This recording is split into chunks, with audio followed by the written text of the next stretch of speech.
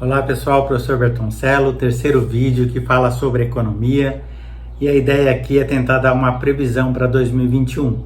Nos dois primeiros vídeos a gente falou da questão política autoritária, depois a gente falou da questão do tratamento da doença, que estão querendo vender vacinas e não tratar pessoas, e agora a gente vai falar sobre a economia.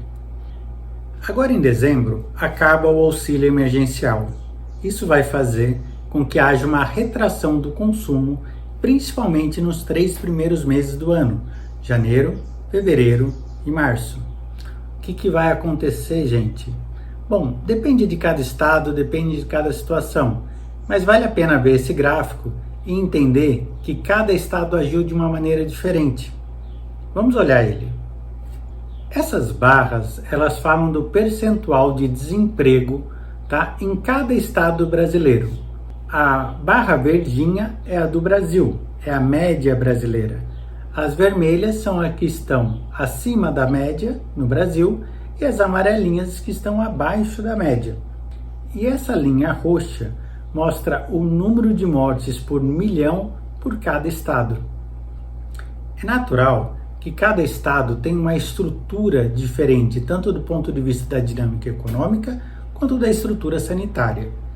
Você tem em regiões, estados mais fortes, como por exemplo São Paulo, Mato Grosso, Santa Catarina, que economicamente são muito fortes e economias dinâmicas, e você tem economias mais fracas, como a Bahia, como o próprio Rio de Janeiro, que é frágil do ponto de vista econômico, social, mas você tem, por isso, dinâmicas diferentes.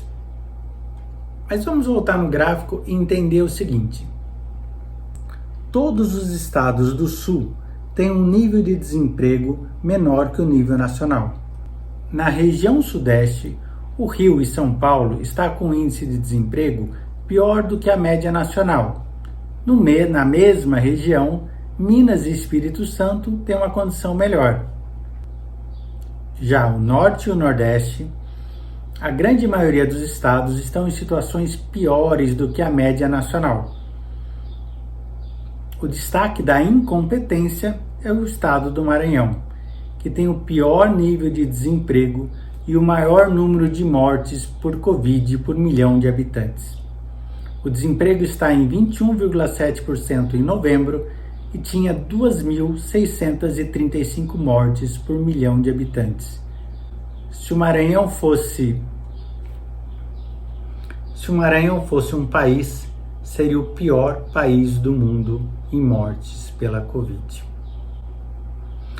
Mas do ponto de vista econômico, lembra, a gente começou o vídeo falando o seguinte, olha, o auxílio emergencial termina agora. Isso vai causar uma diminuição no consumo, principalmente nos primeiros meses, onde deve aumentar ainda mais o desemprego.